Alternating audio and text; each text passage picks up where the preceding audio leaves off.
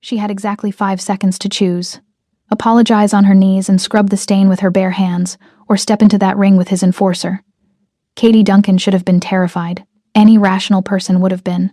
But standing there in that cathedral of crystal chandeliers and cold marble, surrounded by men in tailored suits who wore violence like cologne, all she could think was how badly she wanted to shatter Gu Hyojun's perfect, ruthless composure. They say revenge is a dish best served cold. What they don't tell you is that sometimes it requires a right hook and an uppercut to really make your point. Sometimes justice doesn't knock politely. It breaks down the door with bloodied knuckles and a score to settle. This is the story of Katie Duncan, a woman who went from serving champagne to the most dangerous people in Los Angeles to becoming the one thing a Korean mafia boss never saw coming. A woman who refused to break, even when breaking would have been easier. Welcome back, my fierce hearts and midnight dreamers. Before we dive in, make sure you're subscribed. Hit that like button and tell me where you're watching from. I love seeing our little dark romance family stretch across cities, countries, and time zones. Every click, every comment, every bit of love you leave here helps us keep unraveling these dangerous love stories and high-stakes betrayals together. So find your quiet place, dim the lights, and get ready. As we take you back to where it all began, Katie was 24 when she took the job at the Gilded Pearl. It was supposed to be temporary, just something to keep the lights on while she figured out her next move after her brother Marcus died in prison. The venue had a reputation for being exclusive, the kind of place where reservations required connections, and the tips could cover a month's rent. It seemed perfect, a fresh start. She should have known better. Her first shift, the floor manager, a man named Vincent Kim, whose nervous energy could power a small city, pulled her into the staff corridor before she even tied her apron. His voice dropped to a whisper that felt like a threat wrapped in a warning. Listen very carefully, Katie. There are rules here. Non-negotiable rules. She nodded, expecting the usual restaurant hierarchy. Don't talk back to the chef. Don't comp drinks without approval. Upsell the premium bottles. When the VIP suites are occupied, you don't enter unless explicitly summoned. You don't ask questions about the guests. You don't make direct eye contact unless they address you first. He paused, his hand trembling slightly as he gripped her shoulder. And if Mr. Gu is present, you treat him like he's the president, the pope, and your personal savior all rolled into one. Understand? Mr. Gu? She asked, already feeling the weight of something dangerous settling over her. Vincent's face went pale. Just do exactly what I'm telling you, and you'll be fine. She should have walked out right then. Should have recognized that any job requiring that level of deference wasn't serving food. It was serving something far more dangerous. But she needed the money. And more than that, she needed access. Marcus didn't just die in prison. He was murdered there. Stabbed 17 times in a fight. Everyone said he started. Over territory everyone said he was trying to control. But Katie's brother wasn't a gangster. He was a graphic designer who'd gotten tangled up with the wrong people.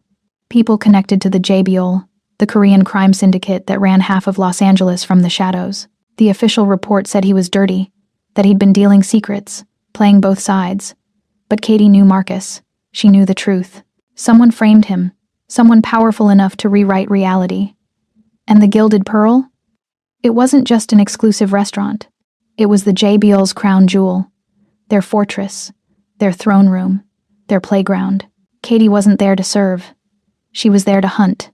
8 weeks into the job, she'd mapped every corner of the building. She knew which servers were on the payroll, which ones were just surviving. She knew the VIP suites rotated based on hierarchy, that Suite 7 was reserved for the man at the top. She knew the security cameras had blind spots near the service elevators, that the kitchen staff changed shifts at 9, that the real business happened after midnight when the restaurant closed to the public. She'd been patient, careful, invisible. Tonight, that ended. Suite 7 glowed with amber light when she pushed through the heavy double doors. A tray of premium bottles balanced on her palm. The room was a study in controlled opulence. Dark wood paneling, leather seats, the color of dried blood, a crystal chandelier that cast fractured light across the faces of men who wore their violence like bespoke suits. They barely glanced at her. To them, she was furniture, decoration. A pretty brown-skinned girl in a black dress who knew her place.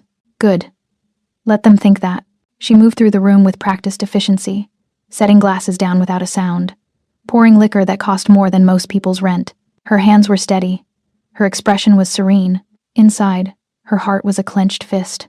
Because there, at the head of the table, sat Gu Hyojun, She'd seen photographs, security footage, blurry images captured by people who didn't live long enough to take better ones. But nothing prepared her for the reality of him. He was beautiful in the way sharp things are beautiful. Elegant and deadly. His suit was charcoal gray, cut so perfectly it looked painted on. His hair was pushed back from a face that could have belonged to a CEO or a movie star.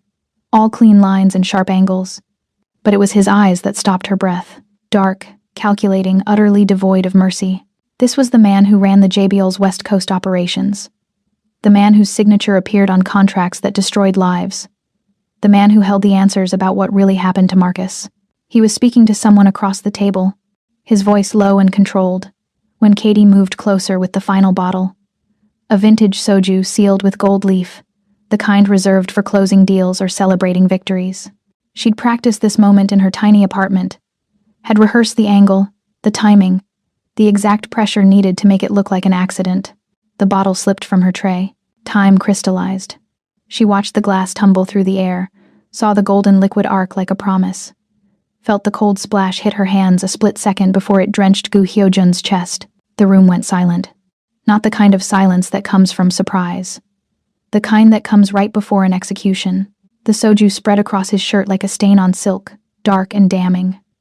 The scent of expensive alcohol filled the air, sharp and accusatory. Katie stepped back, her eyes wide, her mouth forming a perfect O of manufactured horror.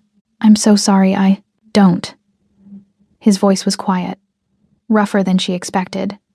He stood slowly, his gaze fixed on her with an intensity that felt like being pinned to a board. "Don't apologize." Around them, the other men rose from their seats. Katie recognized a few faces from her research. Lieutenants, enforcers, the kind of people who solved problems with blunt instruments and shallow graves. Gu Hyojun held up one hand. They froze. He took a step toward her, then another. Katie held her ground even though every instinct screamed at her to run. She was close enough now to see the details the photographs missed. The thin scar along his jawline. The way his pupils dilated slightly as he studied her face. The controlled fury in the set of his shoulders. "You know what that bottle was worth?" he asked softly. Katie's pulse hammered against her ribs. "I can pay for it. I'll work extra shifts. I'll $50,000. He said it like he was commenting on the weather. Vintage 1000. 940 seconds. Huayo 41. One of 12 bottles left in existence, and you just spilled it on me like cheap wine. Someone behind him laughed, sharp and cruel. Gu Hyojun didn't look away from Katie's face. "You have two options. You can get on your knees right now, apologize properly, and clean this stain with your bare hands." He gestured to his ruined shirt, his expression unreadable. "Or you can step into the ring downstairs and face my man, Yongho." 5 seconds to choose. The room held its breath. Katie should have been terrified. Should have been calculating how fast she could run, which exit was closest, whether she'd make it to her car before they caught her. But standing there with 50 pairs of eyes on her back and Gu Hyojun's dark gaze burning into her face, all she felt was the cold, clarifying rage she'd been carrying since the day they told her Marcus was dead. This man thought she was nothing. Thought she was disposable. He had no idea what he'd just challenged. "I'll take the fight," she said. The words dropped into the silence like stones into still water. Someone gasped. Someone else swore. Gu Hyojun's expression didn't change, but something flickered in his eyes. Surprise, maybe, or the first spark of interest. "You're certain?" he asked. Katie lifted her chin, met his gaze with all the defiance she'd been hiding for 8 weeks. "I'm certain." For a long moment, he simply looked at her. Really looked, like he was seeing her for the first time. His gaze traveled down her face, her neck, her shoulders, cataloging details with an intensity that felt invasive and intimate all at once. Then he smiled. It was a terrible smile, beautiful and cold. "Downstairs," he said. 10 minutes. Don't make me wait." He turned and walked toward the door, the other men parting before him like water. Katie stood alone in the center of the room, her hands shaking now that the adrenaline was catching up, her heart slamming against her ribs. She'd done it. She'd gotten his attention. Now she just had to survive what came next. The lower level of the Gilded Pearl wasn't on any official blueprint. Katie had discovered it 3 weeks into her employment, following a lieutenant through a service door that led to a descending staircase instead of the parking garage. She'd memorized the route, marked the cameras, noted the security protocols. but she'd never been inside. The room they led her to was a perversion of elegance. The floors were polished concrete, dark enough to hide bloodstains. The walls were exposed brick, industrial and brutal, but hanging from the ceiling were those same crystal chandeliers, casting soft golden light across the space like a blessing over a slaughterhouse. In the center sat a raised platform. Not a boxing ring, not quite an MMA cage, but something in between. Padded mats, no ropes, surrounded by a low barrier that wouldn't stop anyone from falling but would make climbing out humiliating. Men lined the walls, drinks in hand, money already changing hands as they placed their bets. Katie caught fragments of conversation as she moved through the crowd. She's dead in 30 seconds. Young-ho's going to break her in half. 50,000 on the first minute knockout. No one bet on her. No one even considered it. Vincent appeared at her elbow, his face gray with fear. Katie, you can still apologize. Mr. Gu would accept.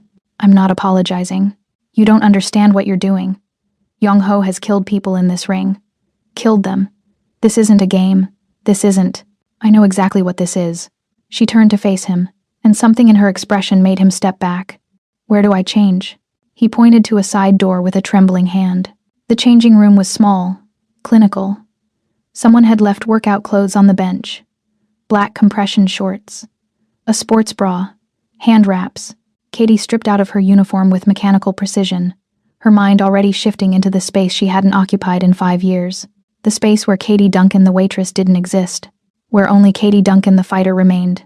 She'd started boxing at 15, following Marcus to the gym after school. He'd wanted to learn self-defense. She'd wanted to hit something. By 17, she was competing. By 19, she'd won the Golden Gloves championship in her weight class. By 21, she'd been scouted for the Olympic training program. Then Marcus got arrested. Their mother got sick. The money disappeared. And Katie's dreams of fighting professionally evaporated like smoke. But muscle memory doesn't forget. Her hands still knew how to wrap themselves. Her body still knew how to move. And the rage had only gotten sharper with time. She stared at herself in the mirror. 5'6", lean and muscled in ways the waitress uniform had hidden. Her dark skin gleamed under the fluorescent lights. Her hair was pulled back tight. Her brown eyes were cold. This was who she really was. The door opened. A man stepped inside. Not Vincent. Someone else. Someone with authority in the way he moved. He looked her over with clinical assessment. You can still back out, he said. Mr. Gu doesn't want to waste time if you're going to quit. I won't quit. Young-ho won't hold back just because you're a woman. He's put men in the hospital. Some of them didn't wake up. Katie met his gaze. Then Young-ho should be careful. Something like respect flickered across his face. 3-minute rounds. No time limit. Fight ends when someone can't get up or submits. No weapons. No biting. Everything else is negotiable. He paused. Any questions? Just one. Katie flexed her wrapped hands. Where's my opponent? The man smiled grimly. Already in the ring, the crowd's energy hit her like a physical force when she stepped back into the main room. They'd formed a tight circle around the platform, bodies pressed together, voices rising in anticipation. Katie moved through them, feeling their eyes on her skin, their doubt, their hunger for violence. She climbed onto the platform. Young-ho was waiting. He was massive. 6'4" at least, shoulders like a linebacker, arms thick with muscle and covered in tattoos that twisted up his neck. His face was brutal, scarred, the nose broken and healed wrong more than once. He wore only fight shorts. His bare chest, a canvas of violence, survived. He looked at Katie like she was an insect. She looked at him like he was already bleeding. The crowd fell silent as Gu Hyojun stepped to the edge of the platform. He'd changed shirts, the ruined one replaced by black silk that made him look like an angel of death. His eyes found Katie's across the space. The rules are simple, he announced, his voice carrying easily over the hushed room. 3-minute rounds. No breaks. Fight continues until someone yields or can't continue. He paused, his gaze still locked on Katie. Begin. Young-ho moved first. For a big man, he was fast. He closed the distance in 2 strides, his right hand already cocked back for a haymaker that would have taken Katie's head off her shoulders if it connected. It didn't connect. She slipped inside his guard, her body moving on instinct, and drove her fist into his ribs. Once, twice, 3 times in rapid succession. She felt the impact shudder up her arm, felt the satisfying give of flesh and muscle. Young-ho grunted, grabbed for her. Katie was already gone, dancing back, her footwork clean and precise. The crowd murmured. Someone shouted encouragement to Young-ho. Someone else laughed nervously. Young-ho's expression hardened. He came at her again, this time with more caution, his hands up in a proper guard. He threw a jab, testing her defense.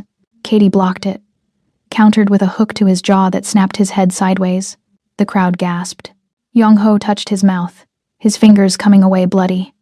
He stared at the blood for a moment, then back at Katie. His eyes had changed.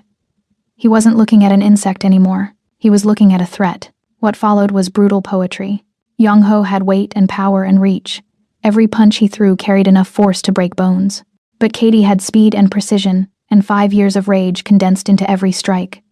She moved like water, like smoke, always just out of reach until she wanted to be close. And when she got close, she made it hurt. She worked his body systematically. Ribs, solar plexus, liver. Every shot calculated to drain his stamina, to make him slower, to make him sloppy. She ate some hits, a glancing blow to her temple that made stars explode behind her eyes, a body shot that drove the air from her lungs. But she gave back worse. The chandelier light caught the sweat on their skin, turned it gold and crimson where blood mixed with exertion. The sound of leather hitting flesh echoed through the room like a drumbeat. Young-ho's breathing grew labored. Katie's knuckles split inside her wraps. Neither of them stopped. In the second round, Young-ho caught her with a right hand that sent her stumbling. She felt her lips split, tasted copper. The crowd roared. Young-ho pressed his advantage, throwing combinations that forced Katie back toward the edge of the platform. She let him think he was winning, let him commit his weight forward. Then she exploded upward with an uppercut that started at her hips and traveled through her shoulder and snapped Young-ho's head back so hard his mouthguard flew out. He staggered, blinked. Katie didn't give him time to recover. She unleashed everything. Left hook to the temple, right cross to the jaw, another hook to the body. Young-ho's guard crumbled. His legs wobbled. She saw the exact moment his consciousness flickered. That split second where the lights dimmed behind his eyes. Her final combination was textbook perfect. Jab to set up the distance, cross to rotate his chin, hook to turn off the lights. Young-ho collapsed. Not fell. Collapsed. His legs gave out completely, and he dropped to the mat like a puppet with cut strings. His eyes rolled back. His massive body went limp. Silence crashed over the room. Katie stood over him, her chest heaving, her hands trembling with adrenaline, blood dripping from her split knuckles onto the mat. She was a vision of controlled violence, beautiful and terrible and utterly unbreakable. Slowly, she raised her eyes to find Gu Hyojun. He hadn't moved from his position at the edge of the platform, hadn't flinched, hadn't looked away. His expression was unreadable, but his eyes were burning with something that made Katie's breath catch. Not anger, fascination, hunger, something darker than desire and more dangerous than respect. He was looking at her like he'd just discovered a new species, like he was already imagining all the ways to possess it. The crowd erupted. Men shouted, some in outrage, some in disbelief. Money changed hands frantically. Someone was screaming about fixed fights. Someone else was calling for a rematch. Gu Hyojun raised one hand. Instant silence. Get him out of here, he said quietly, gesturing to Young-ho's unconscious form. Get medical if he needs it. 2 men scrambled onto the platform, dragging Young-ho away. Katie remained frozen in place, her body still vibrating with adrenaline, her gaze locked on Gu Hyojun's face. He stepped onto the platform, moved toward her with that same predatory grace. The crowd parted automatically, everyone suddenly very interested in looking anywhere but at their boss. When he reached Katie, he stopped so close she could feel the heat radiating from his body, could smell his cologne. Something expensive and dark, cedar and smoke. You lied to me, he said softly. Katie's pulse thundered in her ears. You never asked what I was before I started serving drinks. His lips curved into something that might have been a smile on someone less dangerous. You're not a waitress. Tonight I wasn't. He studied her face, his gaze traveling over her split lip, her bruised temple, the blood smeared across her cheek. When he reached up to touch her face, Katie forced herself not to flinch. His thumb brushed the cut on her lip. The touch was gentle. Shockingly gentle for a man who'd just watched her destroy his enforcer. Who are you? He asked. Katie held his gaze. Let him see the truth in her eyes. Not the whole truth. Not yet, but enough to intrigue him. enough to make him want more. Someone who doesn't apologize, she said. Gu Hyojun's smile widened. Good. I hate apologies. He dropped his hand but didn't step back. Come with me. We need to talk. It wasn't a request. Katie glanced at the crowd, at the men watching with barely concealed hostility, at Vincent hovering near the stairs, looking like he might pass out. When she looked back at Gu Hyojun, his expression had hardened into something absolute. They won't touch you, he said, answering the question she hadn't asked. From this moment forward, you're under my protection. Anyone who harms you answers to me. The words hung in the air like a declaration. Like a brand. Katie nodded slowly. Gu Hyojun turned and walked toward the stairs. After a moment, Katie followed, her legs shaking now that the adrenaline was fading, her knuckles throbbing, her entire body starting to register the damage she'd taken. But as she climbed those stairs behind him, moving from the underground arena into the dim corridors of the Gilded Pearl, one thought echoed through her mind. She'd done it. She'd gotten close to Gu Hyojun. Now came the dangerous part. Now came the lies, the manipulation, the careful performance of being exactly what he needed while hiding what she really wanted. Now came the moment she had to decide. Was she hunting him, or was he already hunting her? The penthouse occupied the entire top floor of a building that didn't officially exist. Katie registered details as they ascended in the private elevator. No buttons on the panel. Biometric scanner.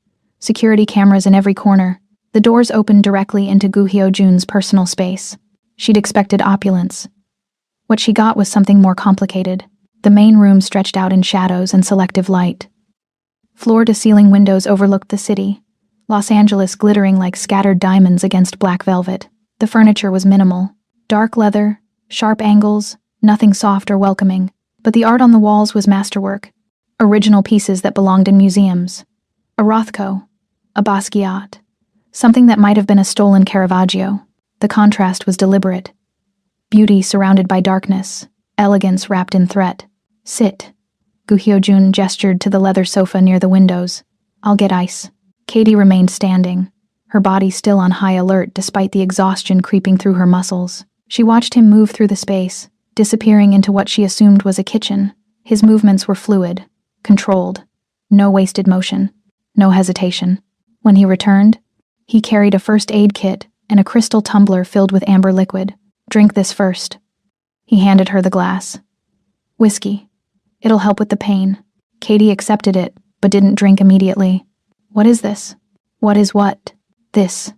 She gestured at the room, at him, at the surreal situation of sitting in a crime lord's penthouse after beating his enforcer unconscious.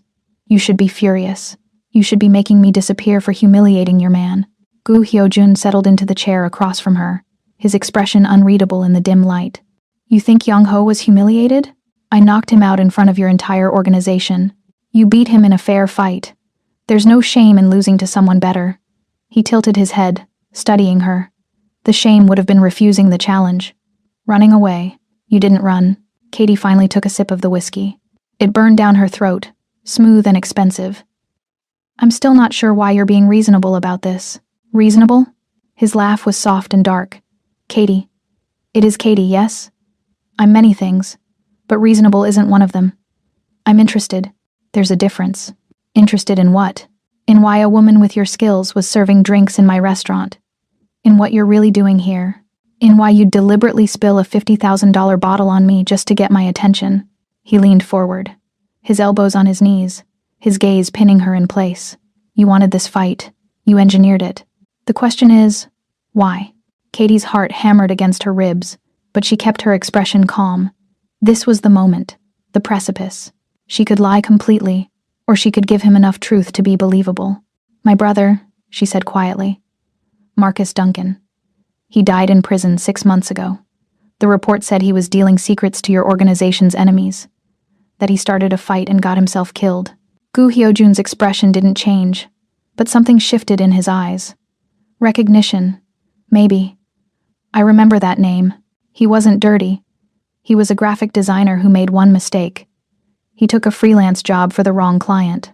Someone in your world, and when things went bad, someone made sure he took the fall. Katie set the whiskey down, her hands steady despite the fury building in her chest. I came here to find out who. I came here to make them pay. Silence stretched between them. Outside, The city pulsed with light and life, oblivious to the darkness in this room. "So you infiltrated my organization," Gu Hyojun said slowly. "Worked here for weeks, learned our patterns, and tonight you forced me to notice you by staging an accident that could have gotten you killed." He smiled, and it was a terrible, beautiful thing. "That's either brilliant or suicidal. Maybe both. Definitely both." He stood, retrieving the first aid kit. "Let me see your hands." Katie hesitated. "I'm not going to hurt you," he said, his voice softer now. "If I wanted you dead, you'd already be dead. Now give me your hands." She extended them slowly. Her knuckles were split, blood dried around the wounds, bruises already forming. Gu Hyojun knelt in front of her, actually knelt, putting himself at her level, and began unwrapping the hand wraps with surprising gentleness. "Your brother was caught in something he didn't understand," he said, his attention focused on cleaning her wounds. "The client he worked for was trying to launder money through fake design contracts. When we discovered it, we shut the operation down. Your brother was questioned. Released. We had no interest in an innocent civilian." Katie's breath caught. "Then who?" "Someone wanted him silenced. Someone with access to our records, who could manipulate the narrative." He dabbed antiseptic on her knuckles. Katie hissed at the sting. "I didn't order his death, but I can't say the same for everyone in my organization. Do you know who did it?" Gu Hyojun was quiet for a long moment, his fingers working carefully to bandage her hands. When he finally looked up, his expression was raw, in a way that made Katie's pulse stutter. "I have suspicions," he said, "but no proof. And in my world, accusations without proof are just suicide notes." "Then help me find proof." He laughed, sharp and bitter. "Why would I do that? You just told me you infiltrated my organization with the intent to destroy someone in it. I should have you eliminated as a security risk, but you won't." "No." His thumb traced the edge of her bandaged palm. "I won't." "Do you know why?" Katie shook her head, not trusting her voice. "Because I need someone exactly like you." He stood, creating distance between them, and walked to the windows. His silhouette was sharp against the city lights. "I'm trapped, Katie. I've been trapped since I was 22 years old, and every year the chains get tighter. I don't understand." He turned to face her. "My mother, Madame Park. She runs the JBL. I'm just her puppet, her attack dog, her pretty face for the Americans, and she keeps me on a very short leash." The name sent ice through Katie's veins. Madame Park. Even she'd heard whispers about the woman, rumors of ruthlessness that made her son look merciful by comparison. "She controls me through blackmail," Gu Hyojun continued, his voice flat, emotionless. "Medical records, documents with my signature, evidence that I euthanized my own father when he was dying of cancer." Katie's breath stopped. "He was suffering?" Gu Hyojun said, and for the first time she heard real pain in his voice. Months of agony, begging to die, and the doctors wouldn't help. So I did. I gave him morphine, held his hand, and let him go peacefully. My mother was there. She watched. And then she had every moment documented. She blackmailed you with mercy. She blackmailed me with murder. In our world, family killing family is the ultimate taboo. It doesn't matter that he wanted to die. It doesn't matter that I was helping him. If that evidence surfaces, every family in the JBL would demand my death. He met Katie's gaze. "So I do everything she says. Run her operations, clean up her messes, smile and nod and pretend I'm the one in control." Katie's mind raced. This wasn't what she'd expected. She'd come here looking for a monster, and instead she'd found... what? A prisoner? A man capable of tenderness and violence in equal measure? "Why are you telling me this?" she asked. "Because I watched you fight tonight. I watched you refuse to submit, refuse to break, even when you were outweighed and outmatched. You're not afraid of consequences. You're not afraid of me." He moved closer, his presence overwhelming in the dim space. "And I think you're exactly reckless enough to help me." "Help you do what?" "Destroy my mother. Find the blackmail, destroy it, and free me from her control." His smile was sharp as broken glass. "In exchange, I'll give you access to every record in the JBL. Every name, every operation, every secret. We'll find who framed your brother together, and then I'll let you have them." The offer hung in the air between them, dangerous and seductive. Katie should have said no, should have recognized this for the trap it could be. But staring into Gu Hyojun's eyes, seeing the desperate fury hidden behind his controlled mask, she realized something. They were the same, both trapped by the past, both willing to burn the world to escape it. "I have conditions," she said. "Name them. I want proof. Show me these medical records exist. Show me you're telling the truth." "Done. What else?"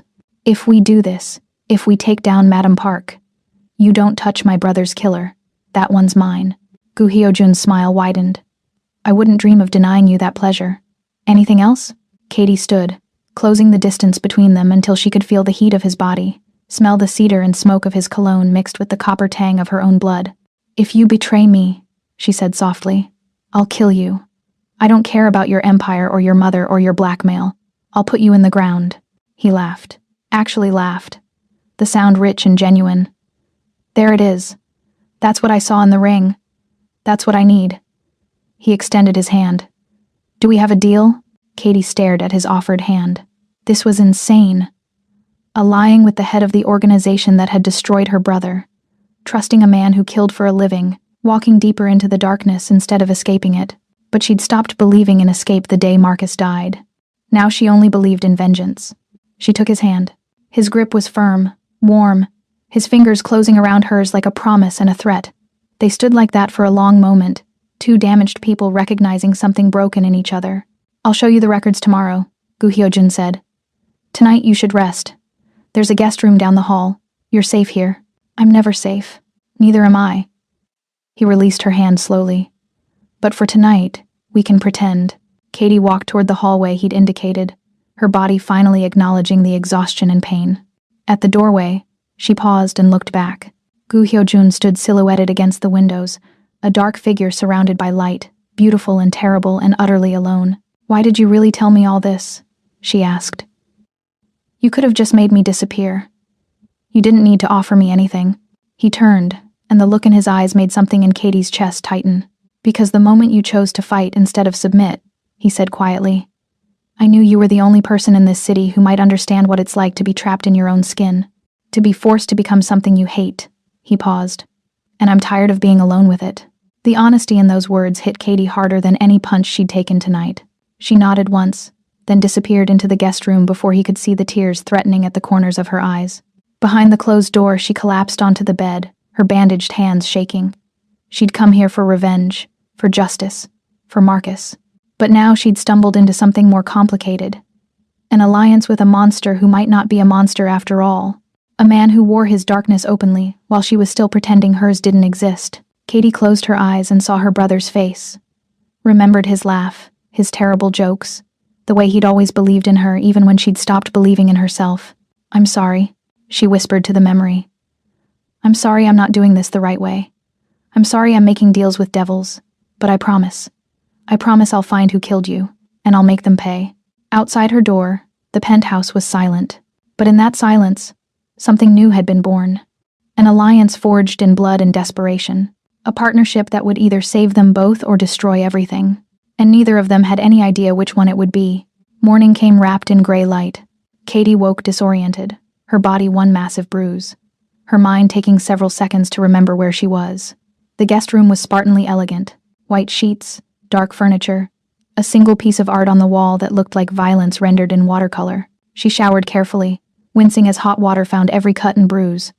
When she emerged, she found fresh clothes laid out on the bed.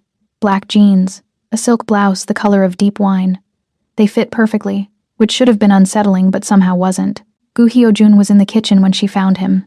He'd changed into casual clothes, dark slacks, and a white shirt with the sleeves rolled to his elbows. He looked different in daylight, softer somehow, though the danger was still there beneath the surface. "Coffee?" he asked without looking up from whatever he was reading on his tablet. "Please." He poured her a cup. Black, no sugar, which she hadn't told him was how she took it. Another small invasion of privacy that should have bothered her more than it did. "Sleep well?" he asked. "I've had worse nights." Katie accepted the coffee, taking a seat at the kitchen island. "You?" "I don't sleep much anymore. Old habit." He finally looked at her, his gaze traveling over her face with clinical assessment. "How do you feel?" "Like I went 3 rounds with a freight train." His lips curved. Young-ho will be pleased to hear that. He regained consciousness around 4 a.m., by the way. First thing he asked was whether you were real, or if he'd hallucinated the whole thing. "What did you tell him?" "That he'd lost to someone better. And if he wanted a rematch, he'd have to earn it." Gu Hyojun set down his tablet. He respected that. You'll have his loyalty now, which is worth more than you know. Katie wasn't sure how to process that, so she focused on her coffee instead. The silence between them was oddly comfortable. I have something for you, Gu Hyojun said after a moment. He stood and retrieved a thin folder from a drawer. The medical records, the blackmail, everything you asked to see. Katie's hands trembled slightly as she opened the folder. The documents inside were devastating in their clinical precision. Hospital records from Seoul National University Hospital. Morphine dosage charts signed by Gu Hyojun. A death certificate listing time of death, cause, and attending family. Photographs. God, there were photographs of Gu Hyojun sitting beside his father's bed, holding the old man's hand. The images had been taken from a concealed angle. His face was visible, raw with grief. His father's face was peaceful. The IV line was clear. She had cameras installed, Gu Hyojun said quietly. I didn't know until afterward. She confronted me at the funeral with copies. Katie stared at a photo of him wiping tears from his cheeks, and something in her chest cracked. This is monstrous. This is my mother. He took the folder back gently. She sees sentimentality as weakness, love as a vulnerability to exploit. She spent my entire life teaching me that caring about anyone is the same as handing them a loaded gun.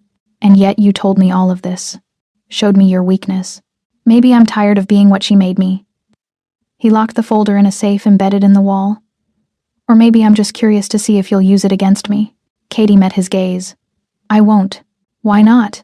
Because I know what it's like to love someone the world thinks you shouldn't. She thought of Marcus, of the way people had looked at her after his arrest, like his sins had stained her by proximity. And I know what it's like to have that love used as a weapon. Something shifted in Gu Hyojun's expression. Recognition, perhaps, or the beginning of trust. There's someone I want you to meet, he said. He'll help us with the next phase. The man who arrived an hour later was not what Katie expected. He was white, early 40s, with a kind of expensive casual style that screamed old money. His smile was warm and genuine when Gu Hyojun introduced him. Katie, this is Elias Thorne, my legal consultant and one of the few people in this organization I actually trust. Elias extended his hand. His grip was firm, professional. It's a pleasure. I've heard remarkable things about last night's bout. Young-ho is something of a legend, and from what I understand, you made quite the impression. Katie shook his hand, automatically cataloging details. Expensive watch, manicured nails, a slight tan line on his ring finger. Married, or recently divorced. His eyes were kind, but there was an intelligence behind them that suggested he didn't miss much. Elias handles the legitimate side of our operations, Gu Hyojun explained. Real estate, investments, the fronts that keep us clean in public. More importantly, he knows how my mother structures her security, where she keeps her most sensitive documents, including the blackmail material, Elias added. Though I should warn you, getting access to it won't be simple. Madam Park keeps her most valuable assets in a private vault at her estate. The security is formidable. Katie leaned forward. What kind of security? Biometric scanners, armed guards. A digital system I designed myself, ironically enough. Elias pulled out his tablet, bringing up schematics. There are exactly 3 people with access. Madam Park herself, her head of security, and me. Can you get us in? Katie asked.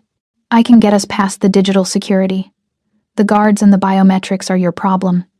He glanced at Gu Hyojun. This is extraordinarily dangerous. If she suspects what we're doing, she won't suspect, Gu Hyojun said, because we're going to give her exactly what she wants, which is, his smile was cold, a reason to host one of her legendary parties, an event important enough that she'll want me there as window dressing, an event that will require her full attention while we move against her. Understanding dawned on Katie. You're going to stage a distraction. We're going to stage a performance. Something big enough, public enough, that she can't resist using it to demonstrate her power. Gu Hyojun's gaze was sharp, and while she's busy playing queen, we'll be robbing her castle. Elias nodded slowly. It could work. Her birthday is in 3 weeks. She always hosts an extravagant celebration.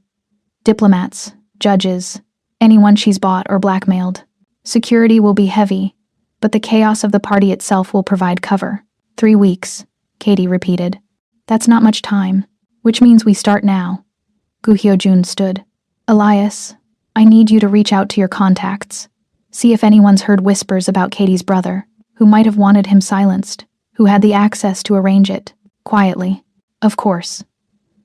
Elias gathered his materials. Katie, it was lovely to meet you. I look forward to working together. After he left, Katie found herself alone with Gu Hyo-jun again. The penthouse felt smaller now, more intimate. You trust him? She asked. As much as I trust anyone. He's been with me for 5 years. Never given me a reason to doubt him. Gu Hyo-jun moved to the windows, staring out at the daylight city. Why? Do you sense something? Katie frowned. She couldn't articulate it exactly. Just a feeling. A slight discomfort in the way Elias's eyes had lingered on Gu Hyo-jun when he thought no one was watching. Possessive, almost. But that could be loyalty, or paranoia on her part. No, she said finally. Just being careful. Good. Paranoia keeps you alive in this world. He turned back to her. Come here. Let me check your hands. Katie crossed to him, extending her bandaged palms. He unwrapped them carefully, his fingers gentle as they examined the healing cuts. The intimacy of the gesture made her pulse quicken. They're healing well, he said softly. You'll have scars, but they'll fade. I don't mind scars. No, I don't imagine you do. His thumb traced the edge of one cut, the touch sending electricity up her arm. You're not afraid of pain. That's rare. Pain is just information. It tells you you're still alive. Gu Hyo-jun's eyes lifted to hers, and the intensity in them stole her breath. You're remarkable. Do you know that? Katie's heart hammered. They were standing too close, the space between them charged with something dangerous. She should step back, create distance. But she didn't. I'm just someone who refuses to stay down, she whispered. No. His hand moved to her face, cupping her jaw with a gentleness that contradicted everything she knew about him. You're someone who turns pain into power, who takes what should break you and makes it into a weapon. He stopped, swallowed. For the first time since she'd met him, he looked uncertain. I'm what? Katie asked, her voice barely audible.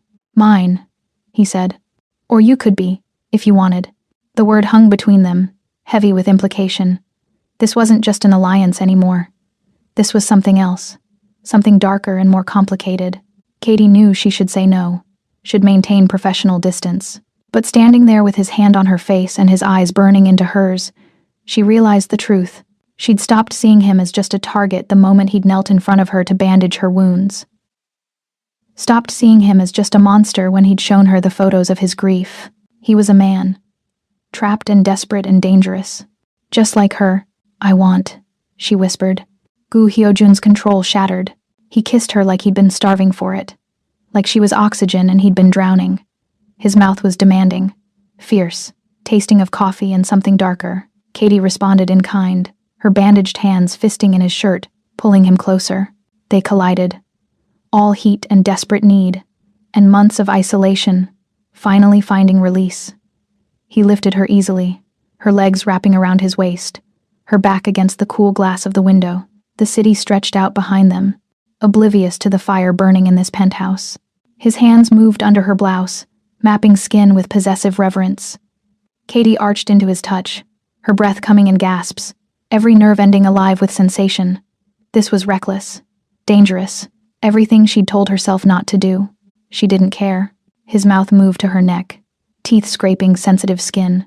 Katie's head fell back, a soft sound escaping her lips. She felt his smile against her throat. Tell me to stop, he murmured. And I will. Don't stop, she breathed. Don't you dare stop. He carried her away from the window, through the penthouse, to his bedroom.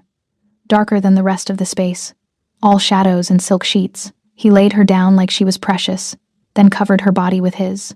What followed was a claiming, a surrender. Two broken people finding solace in each other's darkness. Their bodies speaking truths their mouths couldn't form.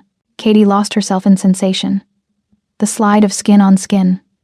The taste of him. The way he whispered her name like a prayer and a curse. Every touch was intense, deliberate, designed to unmake her. And she let it. Afterward, they lay tangled in sheets damp with sweat, their breathing slowly returning to normal. Gu Hyo-jun's fingers traced idle patterns on her shoulder. Katie's head rested on his chest, listening to his heartbeat. This complicates things, he said quietly. Everything about this is already complicated. True. His arm tightened around her, but Katie... This isn't just strategy for me. This isn't just convenience. She lifted her head to look at him. What is it then? I don't know yet. His expression was raw, vulnerable. But I know I don't want to let you go. And in my world, that's dangerous. People I care about become targets, leverage. They get hurt or killed to control me. Katie thought of Marcus, of how love had been her greatest weakness and her greatest strength. Then we protect each other, make ourselves too dangerous to touch. You say that like it's simple. It's not simple, but it's possible. She pressed her palm over his heart. We take down your mother. We find my brother's killer. And then we decide what comes next. Gu Hyojun caught her hand, bringing it to his lips. The kiss he pressed to her knuckles was tender, at odds with the violence she knew he was capable of. 3 weeks, he said. We have 3 weeks to prepare, to plan, to become strong enough to survive what's coming. Then we'd better not waste time. His smile was sharp and beautiful. No, we'd better not. They stayed like that as daylight faded into evening. 2 people balanced on the edge of something that would either save them or destroy them completely. Neither of them knew which. But in that moment, wrapped in shadows and silk, they didn't care. 3 weeks passed in a blur of preparation and proximity. Katie moved into the penthouse officially, her old apartment abandoned like the life she'd left behind. During the day, she trained, rebuilding the stamina she'd let slip, working with Yong-ho, who'd become an unlikely ally. At night, she and Gu Hyojun planned, their strategies punctuated by stolen moments of intimacy that grew more intense with each passing day. They were becoming dangerous together. Elias proved invaluable, providing intel on Madame Park's security systems, her routines, her weaknesses. He seemed genuinely invested in their success, though Katie occasionally caught him watching Gu Hyojun with an expression she couldn't quite read. Now, the night of the heist had arrived. Madame Park's estate sprawled across a hillside in Pacific Palisades, a monument to wealth and power disguised as a home. The party was already in full swing when Katie arrived on Gu Hyojun's arm, dressed in midnight blue silk that transformed her into someone who belonged in this world of casual cruelty and expensive taste. Breathe, Gu Hyojun murmured as they entered. You look perfect. Katie forced her shoulders to relax. Around them, Los Angeles's elite mingled, politicians whose campaigns Madame Park had funded, judges who owed her favors, criminals who'd been legitimized by her money. The air smelled of champagne and corruption. Madame Park herself held court in the center of the ballroom. She was smaller than Katie expected, elegant in a way that made her seem fragile until you saw her eyes. Those eyes were black ice, calculating, merciless, ancient beyond her years. Hyojun. Her voice carried across the room. Come, introduce me to your new acquisition. Katie felt Gu Hyojun's hand tighten on her waist, a warning and a comfort simultaneously. They approached together. Mother, happy birthday. He kissed her cheek with practiced affection. This is Katie Duncan. Katie, my mother, Madame Park. Katie extended her hand, meeting the older woman's gaze without flinching. It's an honor. Madame Park's handshake was brief, her assessment brutal. Katie felt herself being weighed, measured, categorized. When the older woman released her hand, she smiled, but it was the smile of a predator who'd just decided not to strike. Yet, the fighter, Madame Park said. Yes, I heard about that. You embarrassed Yong-ho quite thoroughly. Her gaze shifted to Gu Hyojun. I assume there's a reason you've brought her into our world? She's useful, Gu Hyojun said smoothly. Skilled, loyal, everything you taught me to value. The wordplay was subtle, praising his mother while reminding her of the lessons she'd used to shape him. Madame Park's smile widened. How pragmatic. Your father would have disapproved. He always was too sentimental. But I suppose I raised you better than that. She turned her attention back to Katie. Enjoy the party, Miss Duncan. And do try not to break anyone tonight. These guests are expensive to replace. They were dismissed. Katie followed Gu Hyojun through the crowd, her heart hammering. She knows something. She always knows something. But she doesn't know everything. Not yet. He guided her toward a side corridor, his hand steady on her back. Elias will create the distraction in 15 minutes. That's our window. The vault was located in the estate's west wing, disguised as a wine cellar. Katie and Gu Hyojun moved through the shadows, avoiding security cameras Elias had supposedly disabled. The door required both a code and a biometric scan. Gu Hyojun provided the code. The scanner read his palm. The vault opened with a whisper of hydraulics. Inside was a cathedral of secrets. Filing cabinets lined the walls, each labeled with years and names. Digital servers hummed in temperature-controlled cases, and in the center, protected by glass, the physical documents Madame Park deemed most valuable. There. Gu Hyojun pointed to a file marked with his father's name. That's what we came for. But Katie's attention had been caught by something else. A file with her brother's name. Her hands trembled as she pulled it from the shelf. Katie, we don't have time. I have to know. She opened the file. The first document was a police report from the night Marcus was arrested. Standard charges, normal procedure. But underneath were communications. Emails between members of the JBL's financial division and someone with the LAPD. Arrangements for evidence to be planted. Money changing hands. Her brother had been guilty of the original crime. Taking the design job. Unknowingly participating in money laundering. But he'd also been cooperating with federal investigators, trying to make it right. Someone had found out. Someone had decided he was too dangerous to live. Katie's vision blurred as she read the final document. An order for Marcus's death, sanctioned by someone with the authority to make prisoners disappear. The signature at the bottom made her blood run cold. Not Madame Park's, not Gu Hyojun's. Elias Thorne's. No, she whispered. No, that's not. The vault door slammed shut. Katie and Gu Hyojun spun toward the sound. Through the reinforced glass, they could see Elias standing in the corridor, his expression apologetic but resolute. I'm sorry, he said, his voice coming through an intercom. I truly am. But you've become too dangerous, Hyojun. And Katie, well, you should have stayed in your place. Gu Hyojun moved to the door, slamming his palm against the glass. Elias, don't do this. We can talk. We can. We're past talking. Elias's smile was sad.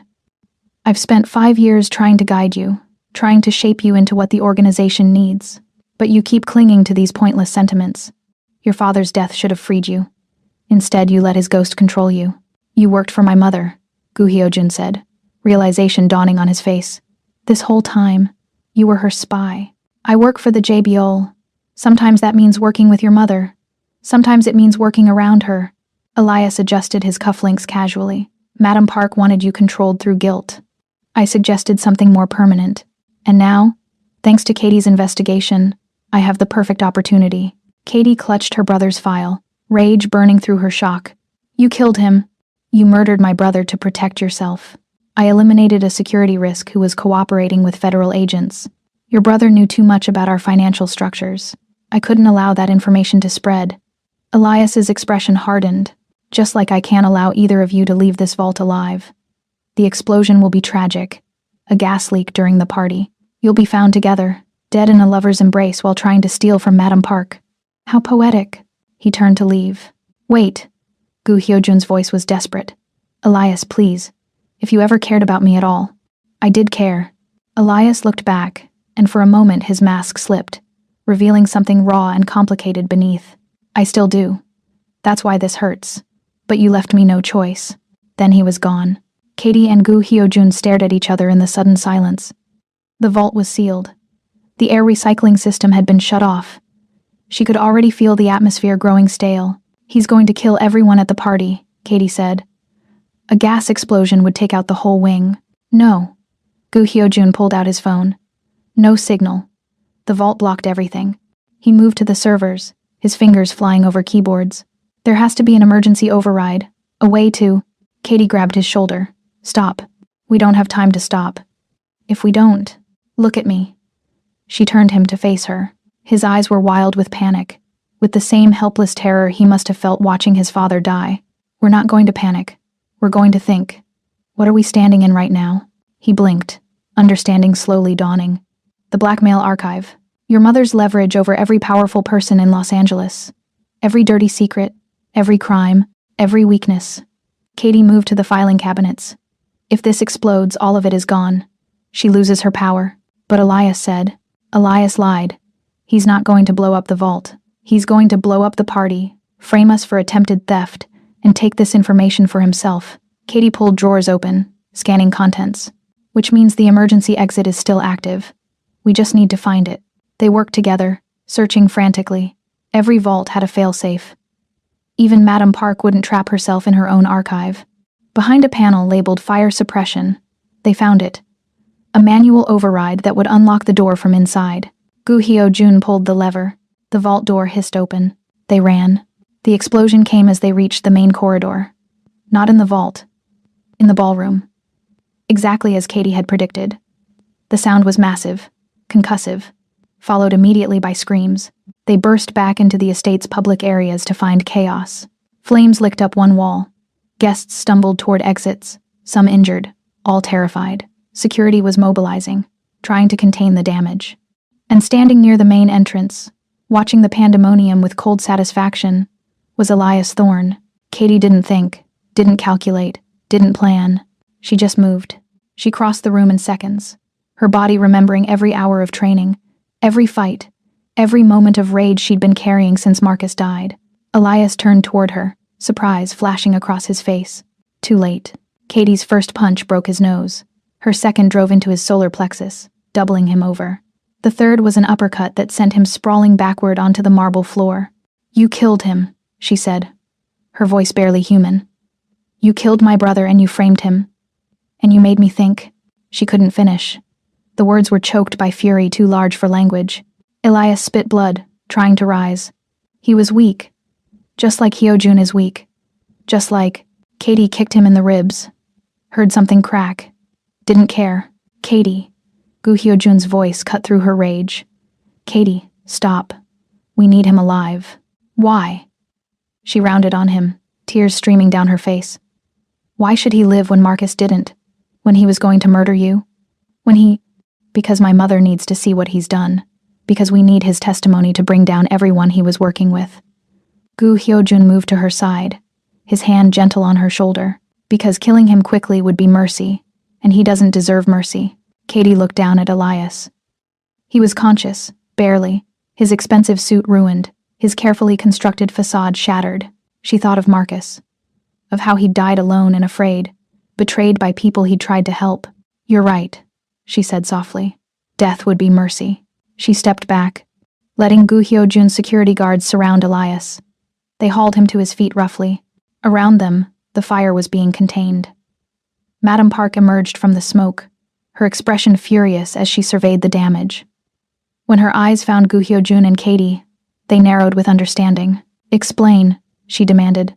Gu Hyo-jun handed her the files they'd retrieved from the vault, his father's documents, the blackmail, and most damning, Elias's communications, his orders, his betrayal. Madame Park read in silence.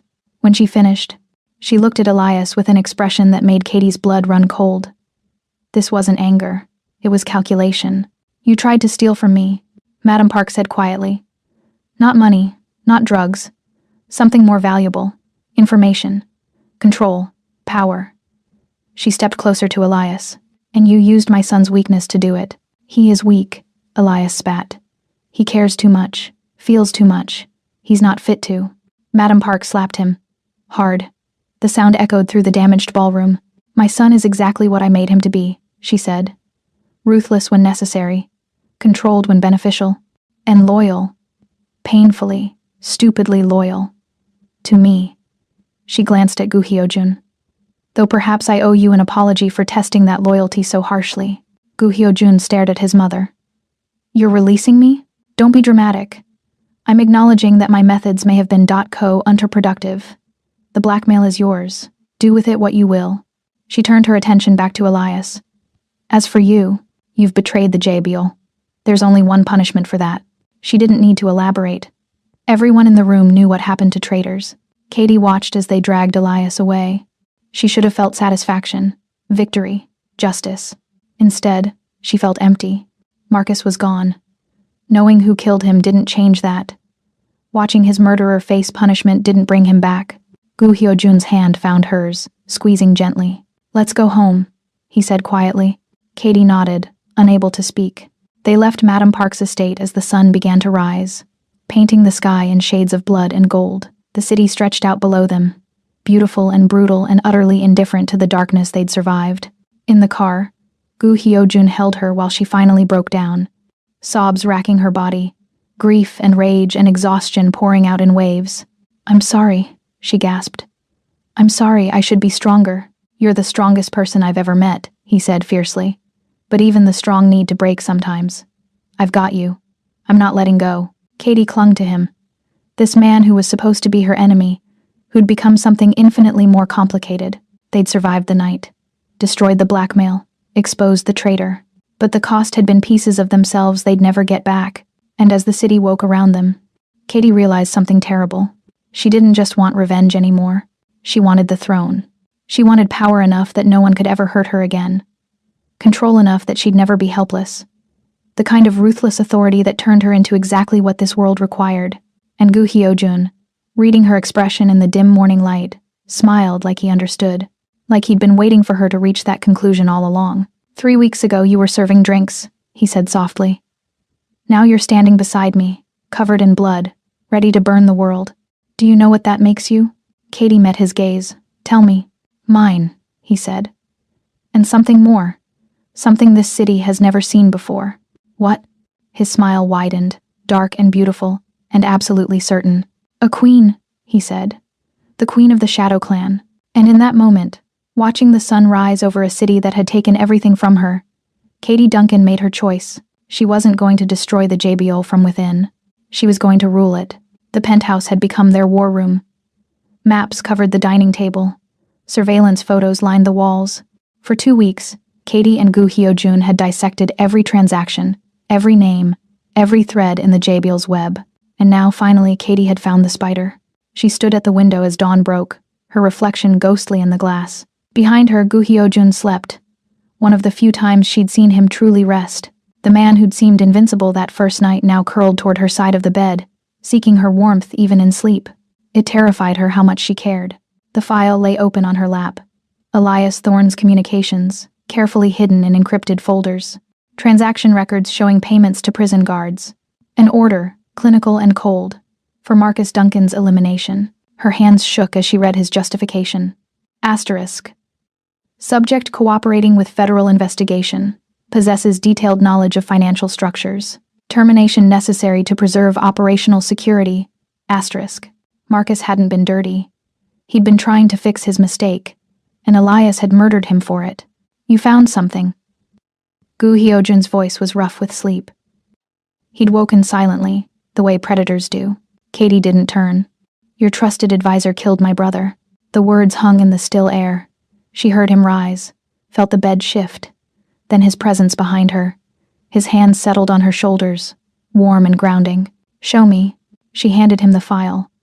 Watched his reflection in the window as he read, saw his expression harden into something lethal. He's been with me for 5 years, Gu Hyojun said quietly.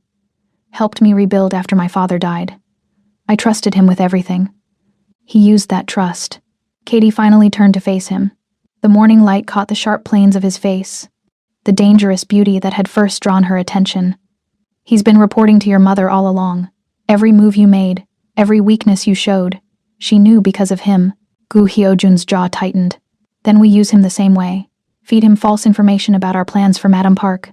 Let him think he's still trusted. And when the moment comes, his smile was cold as winter. Then I'll let you have him. Your brother. Your vengeance. Katie stood, closing the distance between them. She pressed her palm to his chest, feeling his heartbeat steady and strong beneath her hand. After we deal with your mother, that comes first. You don't have to. Yes, I do. She met his gaze. Because if we don't free you from her control, we'll never be safe. She'll always have that leverage, always have the power to destroy you, to destroy us, he corrected softly. His hand covered hers. You're part of this now. Part of me. She knows that. The weight of those words settled over Katie like a brand. She should have been afraid. Binding herself to a man like Gu Hyojun meant accepting the darkness that came with him. But staring into his eyes, seeing the raw need there, she felt only certainty. Then we burn her world down, Katie said. Together. The next 2 weeks were a performance worthy of an Oscar. Katie and Gu Hyojun played their parts perfectly. The crime lord and his deadly lover, preparing to overthrow a queen. They fed Elias carefully crafted lies, made him believe they planned to confront Madam Park at her annual charity gala, a public event where she'd be surrounded by witnesses and security. They showed him fake blueprints, discussed fictional escape routes, let him think he knew every detail. Meanwhile, their real plan took shape in whispers and stolen moments. Madam Park's true vulnerability wasn't at public events. It was in her private sanctuary. The estate in Pacific Palisades, where she kept her most precious assets. The blackmail archives, the financial records, the proof of every crime and betrayal she'd orchestrated over 30 years. She goes there every Sunday, Gu Hyojun explained, spreading reconnaissance photos across the table. Alone except for 2 guards. She reviews her files, makes her plans. It's the only time she's truly vulnerable. Katie studied the images. The estate was beautiful. Rolling grounds, classical architecture, gardens that belonged in magazines. It looked nothing like a fortress. That was the point. Security, cameras on the perimeter, motion sensors in the gardens. The guards are competent but not paranoid. They're protecting a woman in her own home, not a target. Gu Hyojun's finger traced the building's layout. The vault is here, in the east wing. Biometric lock requiring her palm print and a rotating code. Which you have. His smile was grim. Which I memorized years ago, watching over her shoulder like the dutiful son. She never knew I was preparing for this. Katie leaned closer, studying the approach vectors. Her arm brushed his, and even that casual contact sent electricity through her. 2 weeks of proximity had only intensified the pull between them. Every glance was weighted, every touch deliberate. We go in Saturday night, she said. Late, when she's asleep. We have maybe an hour before the guards do their rounds. And if something goes wrong, Katie met his gaze. Then we improvise. Like we did at the Gilded Pearl. Gu Hyojun's hand found hers, fingers intertwining. I won't let her hurt you. I won't let her hurt you either. Katie squeezed his hand. That's the deal, remember? We protect each other. The moment stretched between them, intimate despite the war they were planning. Then Gu Hyojun pulled her close, his lips finding hers in a kiss that tasted of desperation and determination. Katie responded with equal intensity, her fingers fisting in his shirt, anchoring herself to this man who'd become her entire world in the span of weeks. When they broke apart, both breathing hard, Gu Hyojun rested his forehead against hers. After this is over, he said quietly. After we're free. What do you want? Katie closed her eyes. What did she want? Justice for Marcus was still there, a burning coal in her chest. But now there was something else. Something darker and more complicated. The truth? She whispered. I want power. Real power. The kind that means no one can ever hurt us again. The kind that makes people afraid to even think about betraying us. She expected judgment. Horror, maybe. Instead, Gu Hyojun smiled against her lips. Then that's what we'll build, he promised. A kingdom of shadows, and you'll be its queen. Saturday night arrived wrapped in fog. Katie dressed in black tactical gear, her hair pulled back tight, weapons concealed beneath her clothes. In the mirror, she looked like what she'd become. A predator in human skin. Gu Hyojun appeared behind her, also dressed for war. He pressed something cold into her palm. A knife, the blade etched with Korean characters. It was my father's, he said. He carried it through 3 wars and never drew it in anger. He gave it to me before he died and told me to only use it for something worth dying for. Katie turned the weapon over, feeling the weight of history in the steel. I can't take this. You already have. His hands settled on her shoulders. You're going into danger for me.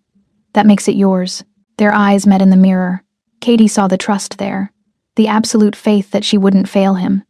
It should have been pressure. Instead, it felt like wings. She tucked the knife into her boot. They drove to Pacific Palisades in silence, the city lights giving way to the manicured darkness of wealth. Madam Park's estate sat behind walls designed to look decorative but would stop anything short of a tank. Gu Hyojun killed the engine 2 blocks away. Security shifts at 11. We have a 30-minute window when the new guards are still settling in. Katie checked her watch. 10:55. Let's move. They approached through the gardens, staying low, avoiding the camera sightlines Gu Hyojun had memorized. The fog helped, turning the world into gray shapes and muffled sounds. Katie's heart hammered, but her hands were steady. This was it. The moment everything changed. The East Wing entrance was locked but not alarmed. Arrogance or oversight. Katie didn't care. Gu Hyojun picked it with practiced ease, and they slipped inside. The interior was exactly as cold as Katie expected. Marble floors, dark wood, art worth more than most people would see in a lifetime of paychecks. It was beautiful in the way mausoleums are beautiful, preserved and lifeless.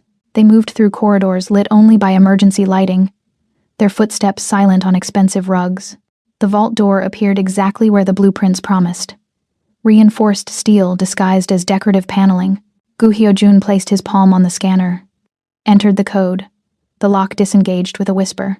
Inside was a monument to manipulation. Filing cabinets stretched from floor to ceiling, each labeled with names Katie recognized from news reports and wanted posters. The blackmail that had built an empire, carefully organized and preserved. And there, in a climate-controlled case, the medical records. Photographs of Gu Hyojun with his dying father. The morphine dosage charts. The death certificate with his signature. Katie watched his face as he stared at the evidence that had controlled him for years. Saw the pain there, fresh as the day it happened. "Burn it," she said softly. "Burn all of it." Gu Hyojun reached for the case, then froze. "Wait. What?" He moved to a different cabinet, pulling files rapidly. His expression shifted from focused to horrified. "These aren't just blackmail records," he said. "These are transaction logs, payments to judges, politicians, federal agents." He looked up, his face pale. "Katie, your brother's case? The prosecutor who denied his cooperation deal was on my mother's payroll. The judge who set his bail too high. The guards who looked away during the attack. She coordinated all of it."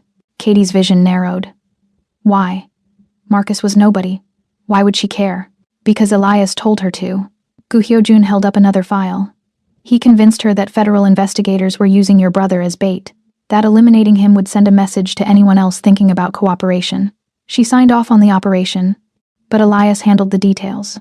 The pieces clicked into place with horrible clarity. Elias hadn't just killed Marcus.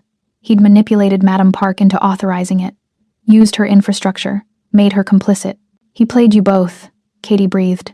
"Made you think you were enemies when you were just his pawns. And now he's outside waiting for us to finish."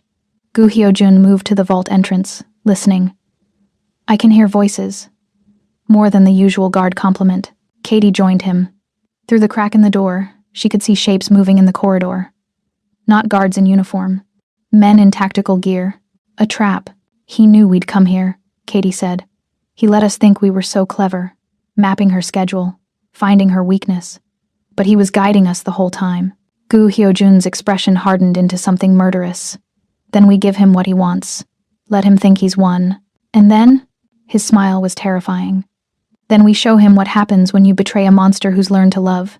They emerged from the vault with hands raised, files tucked under their arms. The tactical team surrounded them immediately.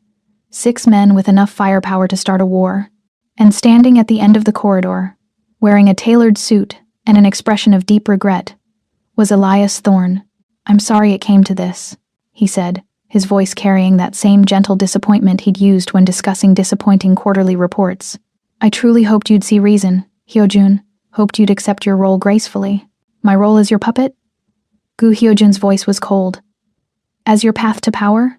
As the face of an organization that needs to evolve." Elias stepped closer, flanked by armed men. "Your mother built something magnificent through fear and blackmail. But the world is changing. We need legitimacy now. Respectability.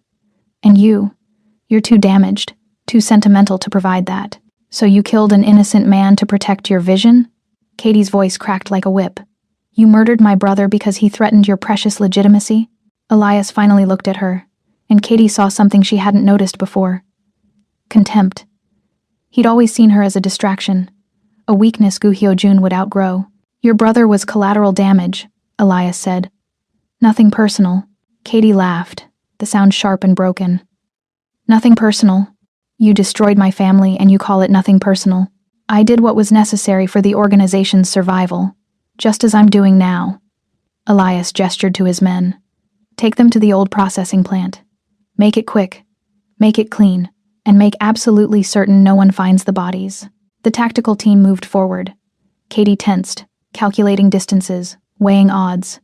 6 armed men against 2 people who'd come expecting a heist, not a firefight. Then Gu Hyojun smiled.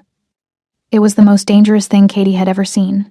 "You made one mistake, Elias," he said softly. "You assumed I came here without insurance." He pressed something on his watch. The lights died. Emergency power failed. Even the exit signs went dark, plunging the corridor into absolute blackness. And in that darkness, Katie heard Gu Hyojun whisper, "Run." She didn't hesitate, didn't question. She ran, her hand finding his in the dark, trusting him completely as gunfire erupted behind them. Muzzle flashes lit the corridor in strobe light bursts, but they were already gone, moving through spaces Gu Hyojun knew by heart. They burst into the gardens as lights began flickering back to life. Behind them, shouts and confusion. Ahead, the perimeter wall. This way. Gu Hyojun pulled her toward what looked like solid hedge. But when they pushed through, Katie found a service gate, cunningly concealed. An escape route he'd prepared years ago, waiting for the day he'd need it. They emerged onto a side street where a car sat waiting, engine running. Not one of Gu Hyojun's usual luxury vehicles. This was anonymous, stolen probably, perfect for disappearing. Katie collapsed into the passenger seat, her heart trying to break free of her ribs. What the hell just happened? I had Young-ho cut the power grid remotely, Gu Hyojun said, pulling into traffic with practiced calm. Elias thinks he knows all my resources, but there are some loyalties he never suspected.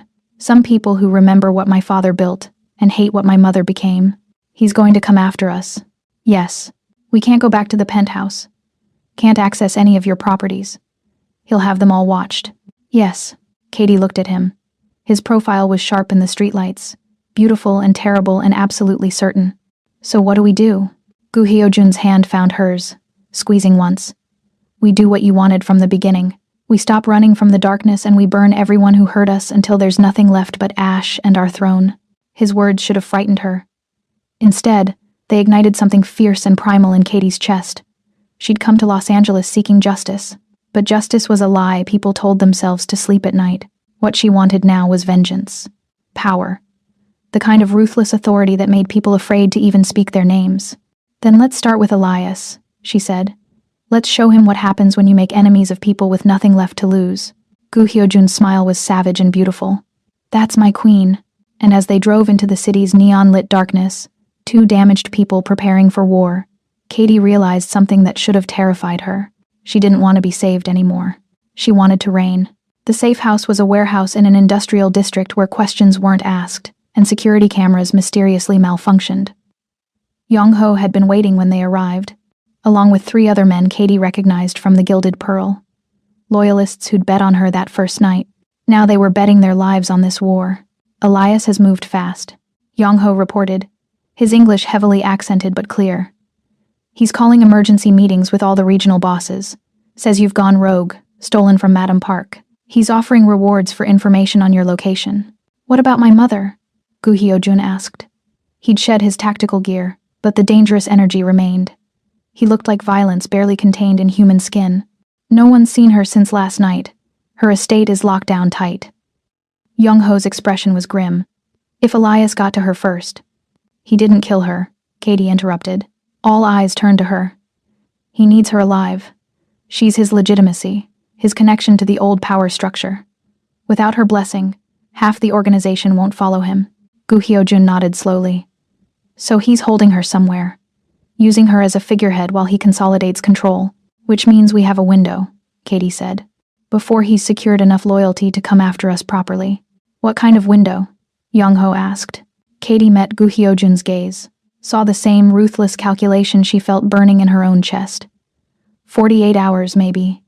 2 days to gather our own forces, strike before he expects it, and take back what's ours. Ours? One of the other men, a lean enforcer named June, spoke up. No offense, Miss Duncan, but you've been with us for weeks. This is his empire, not. She bleeds for it now. Gu Hyojun cut him off, his voice sharp. She's fought for it, risked everything for it. That makes her as much a part of this organization as anyone in this room. More than most. He turned to Katie. If you want to walk away now, I understand. This isn't your fight. Your brother's killer is Elias, and we know where to find him. You could. No. Katie's voice was flat, final. I'm not walking away. Not from this. Not from you. The warehouse went silent. Katie felt the weight of every gaze, measuring her, judging her. She'd stepped into their world as an outsider, an infiltrator, but standing there in blood-stained clothes, her hands still shaking from adrenaline, she realized she'd become something else. A believer, a partner, a queen in the making. Then we need to move quickly, Gu Hyojun said, accepting her decision without question. Young-ho, contact everyone on the list we prepared. Tell them the truth. Elias is a traitor. My mother is compromised, and I'm claiming what's mine by right. Anyone who stands with me will be rewarded. Anyone who stands against me will be eliminated. That's going to start a war, Jun said quietly. We're already at war. I'm just making the terms clear. Gu Hyojun's gaze swept the room. I know what I'm asking. You've all served my family for years. Some of you remember my father. You've watched me become what my mother shaped me into. Ruthless, controlled, without mercy. And now I'm asking you to follow me into something that might destroy us all. He paused, and Katie saw the vulnerability there beneath the armor. This man who commanded through fear and respect was asking, not demanding, offering them a choice. But I promise you this, Gu Hyojun continued. If we win, when we win, things will change. No more hiding behind legitimate fronts. No more pretending we're something we're not. We'll build something honest in its brutality. An empire that doesn't apologize for its darkness. Young-ho stepped forward first, dropped to one knee in a gesture so formally reverent it made Katie's breath catch. I follow you, unto death. One by one, the others knelt. Jun, the two younger enforcers whose names Katie hadn't learned, all of them bowing before their chosen king. Gu Hyojun's jaw tightened with emotion he couldn't quite hide. Get up, all of you. We don't have time for ceremony. Then make time. Katie stepped beside him, her hand finding his. They're pledging their lives to you, to us. That deserves acknowledgement. He looked at her, and something shifted in his expression. Gratitude, maybe. Or recognition that she understood this world in ways he hadn't expected. Thank you, Gu Hyojun said simply, for your loyalty, your trust. I won't forget it. The men rose, purpose radiating from them. Young-ho began barking orders. Who to contact, what resources to secure, how to establish a defensive perimeter. The warehouse transformed into a war room. Katie found herself pulled into a corner by Gu Hyojun, away from the organized chaos. His hands framed her face, thumbs brushing her cheekbones with heartbreaking gentleness. You should hate me, he said quietly. Everything that's happened to you. Your brother, this war, the danger, it's all connected to my family, to me. You should run as far and fast as you can. Katie covered his hands with hers. I should, but I won't. Why? She'd asked herself that question 1,000 times since that first night at the Gilded Pearl. Why had she stayed? Why had she allowed herself to care about a man who embodied everything she should despise? The answer was both simple and impossibly complex. Because I see you, Katie said. Not the mask you wear. Not the monster your mother created. I see the man who held his father's hand while he died, who kneels to tend his enemy's wounds, who's capable of tenderness and brutality in equal measure. She stepped closer, until their bodies were nearly touching. Your darkness, Hyojun. But so am I, and I'd rather burn beside you than freeze alone in the light. He kissed her then. Not gently, not carefully, but with the desperation of a man who'd just been offered absolution.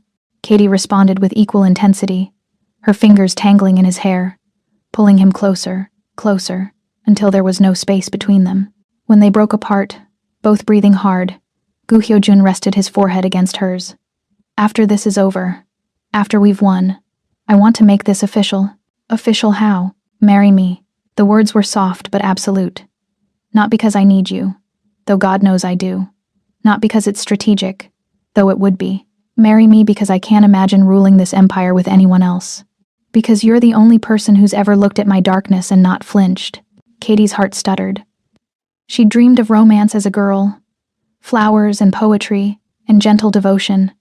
This was nothing like those dreams. This was a blood oath wrapped in silk, a promise forged in violence and sealed with desperate need. It was perfect. Yes, she whispered. But not until Elias is dead. Not until we've won. I want to marry you as a queen, not as a fugitive. Gu Hyojun's smile was devastating. Then let's give you your throne. They spent the next 2 days gathering forces. Gu Hyojun called in favors owed to his father, reached out to captains who'd chafed under his mother's control. Katie worked alongside him, her presence beside him a statement of unity that couldn't be ignored. By the morning of the 3rd day, they had 23 confirmed loyalists, and twice that many who were waiting to see which way the wind blew. It's enough, Katie said, studying their makeshift war map. Elias won't expect us to strike so soon. He's still consolidating power, still convinced he has time. The engagement party is tonight, Gu Hyojun added. He's hosting it at the penthouse, making a statement about who owns what now. Katie felt cold fury crystallize in her chest. Then we take it back. Publicly. In front of everyone he's trying to impress. It'll be dangerous. He'll have security. Good. Katie's smile was sharp. Let him feel safe. Let him think he's won. And then we'll show him what real power looks like. They moved through the day with focused intensity, coordinating their forces, planning approach vectors, identifying targets. Yong-ho would lead the main assault team. Jun would secure exit routes. The younger enforcers would handle crowd control. And Katie and Gu Hyojun would walk through the front door like they owned the place. Because they did. Night fell. Katie dressed in midnight blue silk that clung to her curves. Not tactical gear this time, but armor of a different kind. The dress whispered power and danger with every movement. She left her hair down, wild curls framing her face, war paint disguised as beauty. Gu Hyojun appeared in a black suit that transformed him from crime lord to something more dangerous, a king reclaiming his throne. His eyes tracked over her body with possessive appreciation. You look like vengeance dressed in silk, he said. Good. Katie slid a knife into a thigh holster hidden beneath the dress. That's exactly what I am. They arrived at the penthouse building as guests were still entering. Society's elite, drawn by the promise of scandal and the magnetic pull of power-changing hands. They didn't look twice at Gu Hyojun and Katie. Just another beautiful couple in a city full of them. The elevator ride up was silent. Katie felt her heart hammering, but her hands were steady. This was it. The moment everything changed or everything ended. The penthouse doors opened onto transformed space. What had been their intimate sanctuary was now packed with bodies, politicians, crime bosses, society wives who pretended not to know what their husbands did for money. Champagne flowed, music played, and at the center of it all stood Elias Thorne, playing host with practiced charm. He didn't see them at first. Too busy accepting congratulations, fielding questions about where Gu Hyojun had gone. Katie watched him work the room and felt her rage burn hotter. This man had killed Marcus, had betrayed Gu Hyojun, had tried to steal an empire through manipulation and murder. Tonight, he'd pay for every sin. Ready? Gu Hyojun's voice was soft beside her. Katie took his hand, squeezed once. Let's remind him whose house this is. They stepped into the crowd. The reaction was immediate. Conversations died. Glasses paused halfway to lips.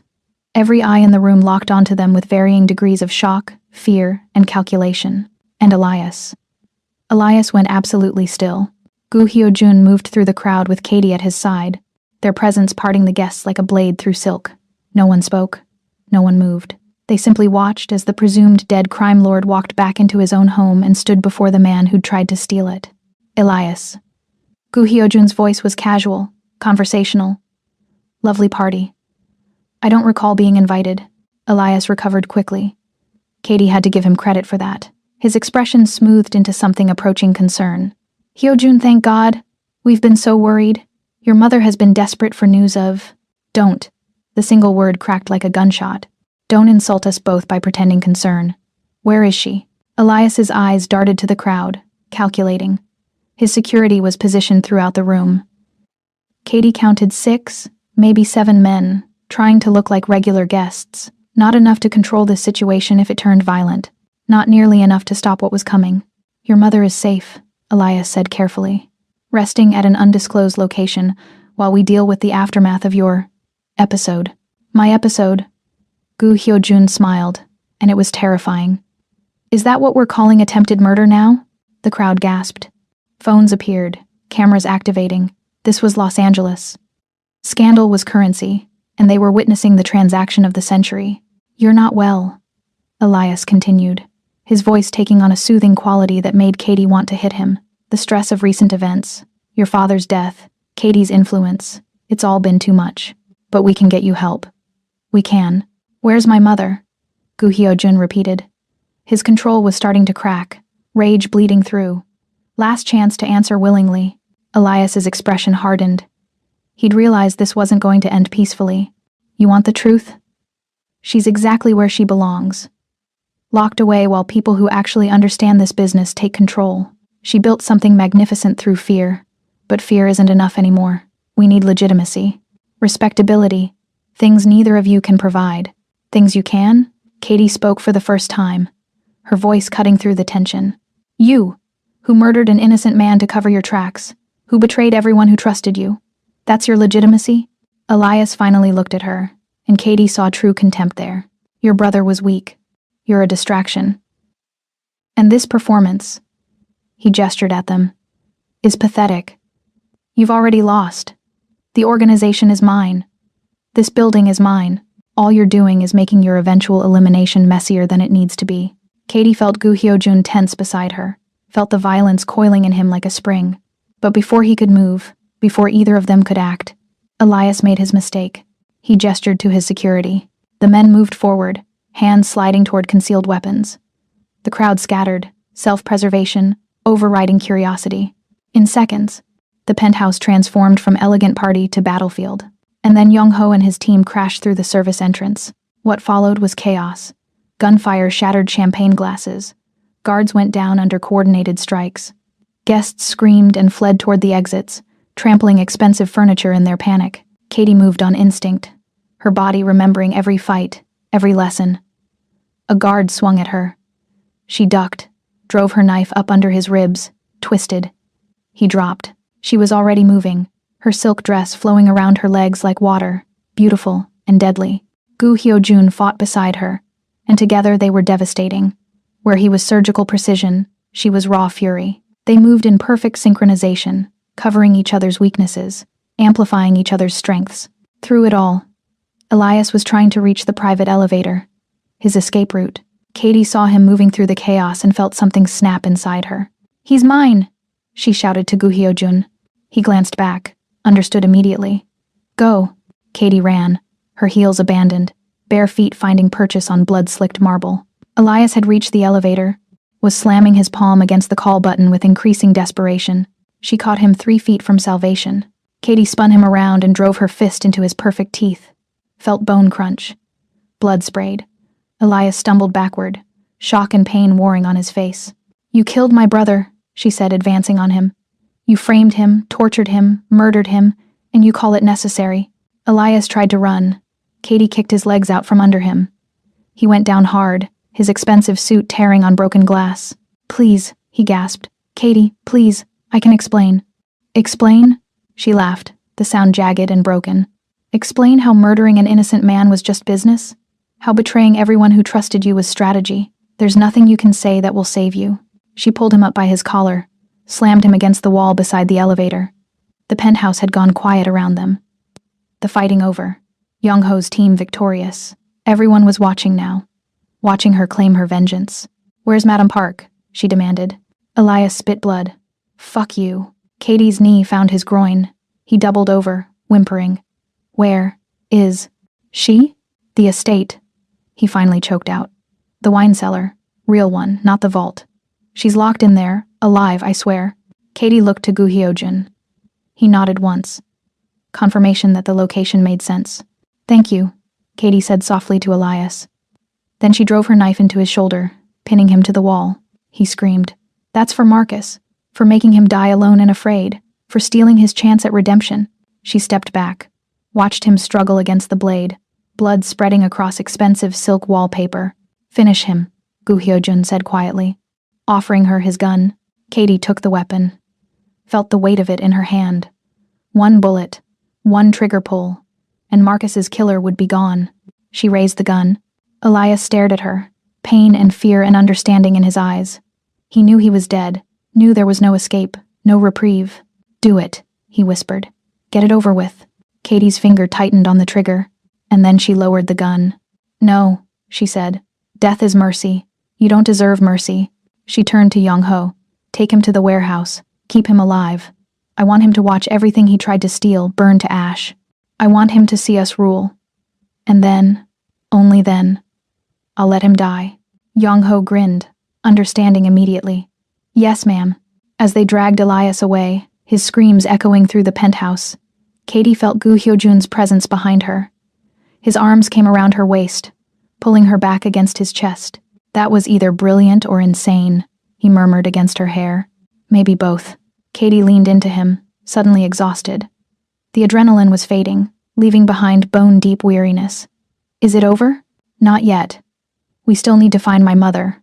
Free her. Or what?" His arms tightened around her. "Or decide if freeing her is really what's best for us." Katie turned in his embrace, understanding the weight of what he wasn't saying.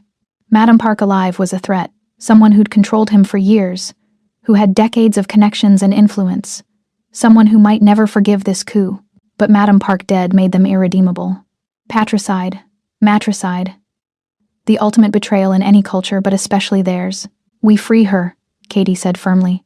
We free her, and then we negotiate. She can retire with dignity, maintain her status as matriarch, even keep her wealth. But the operational control passes to you, to us. You think she'll accept that? I think she's a pragmatist.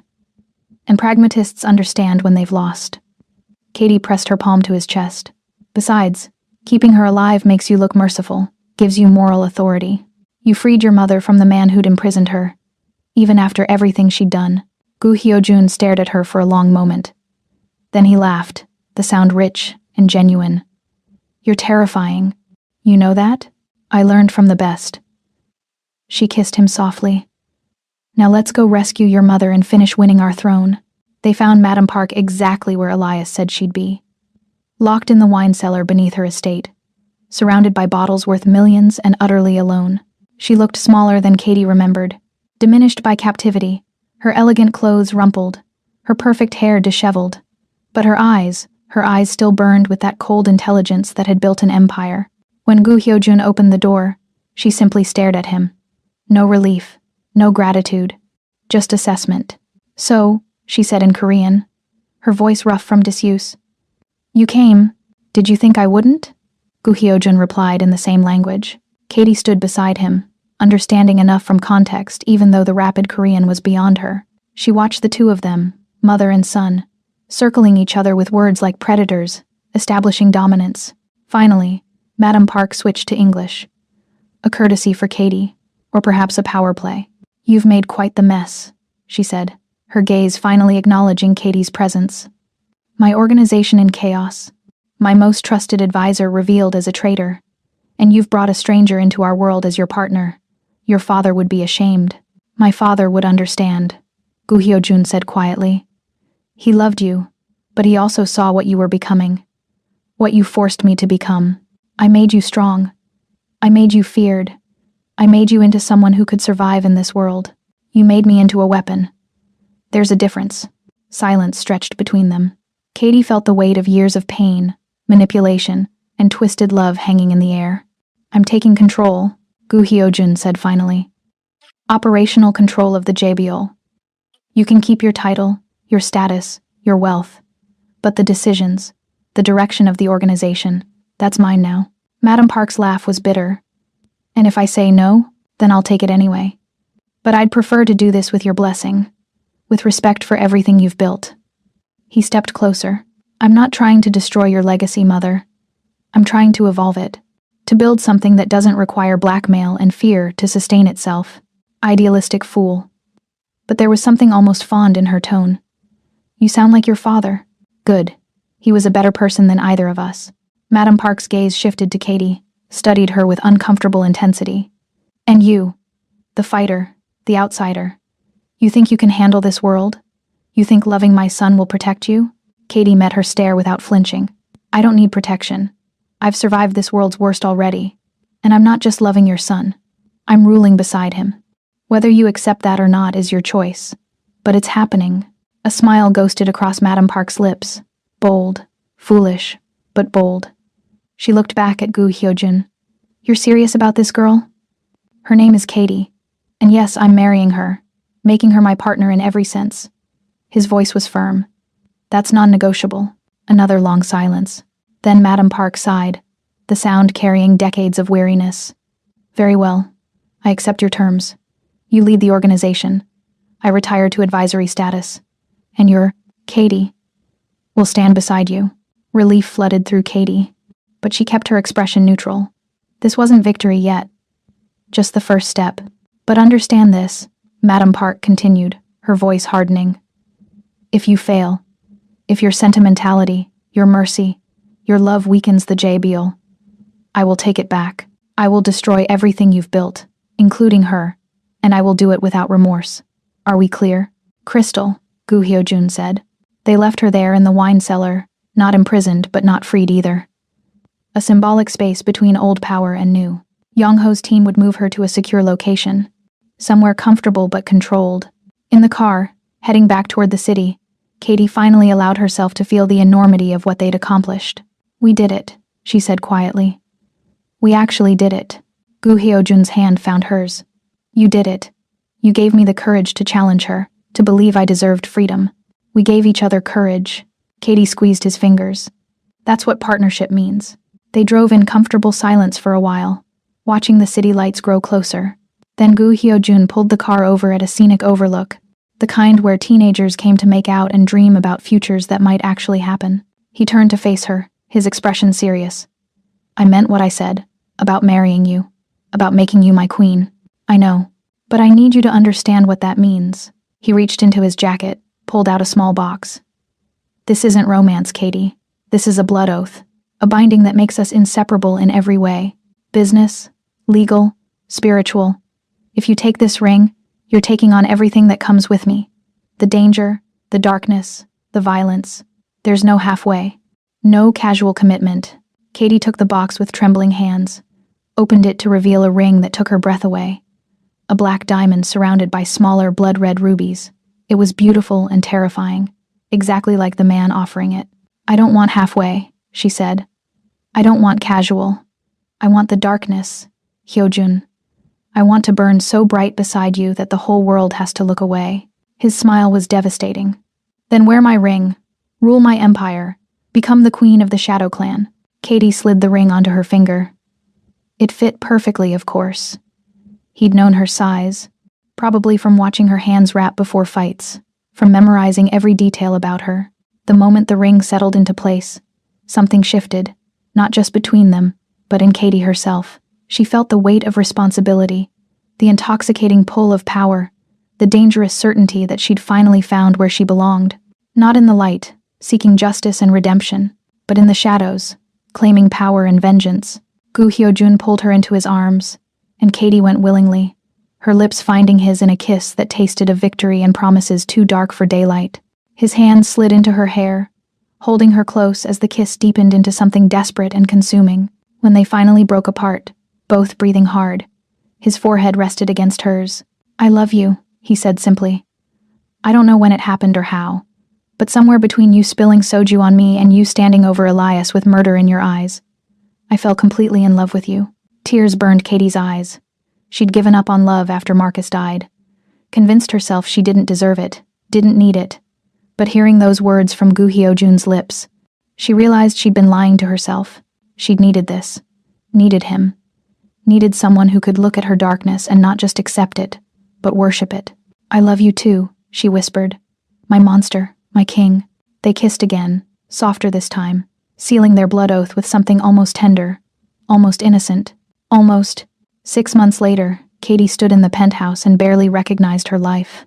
The space had been renovated after the battle. Bloodstains cleaned, bullet holes patched, broken glass replaced. But they'd kept the essential darkness, the elegant brutality that made it theirs. Now it was truly their throne room. She wore a black silk robe, her natural hair freed from its usual controlled style, wild curls framing her face. The ring on her finger caught the city lights, black diamond glinting like a promise. Mrs. Gu Hyojun. Katie Duncan had died the night she'd married him in a private ceremony, attended only by their most trusted allies. She'd taken his name, his world, his darkness, and in return, she'd given him her absolute loyalty, her strategic mind, her capacity for beautiful violence. Together, they were building something magnificent and terrible. The door opened. Gu Hyojun entered, shedding his jacket, loosening his tie. He looked exhausted. They'd been consolidating power, eliminating resistance, restructuring the organization's operations. The work was brutal and endless. But when his eyes found Katie, his expression softened into something approaching peace. "How did the meeting go?" she asked. "Better than expected. The Los Angeles families have formally recognized our authority. No more challenges, no more threats." He crossed to the bar, poured 2 glasses of whiskey. "We've won, Katie. Actually won." She accepted the glass, took a sip. "What about Elias?" Gu Hyojun's expression hardened. "Still alive. Still suffering. Young-ho says he's broken completely, begging for death every day." "Good." Katie felt no pity. only satisfaction that Marcus's killer was experiencing a fraction of the pain he'd caused. When do you want to end it? Katie considered.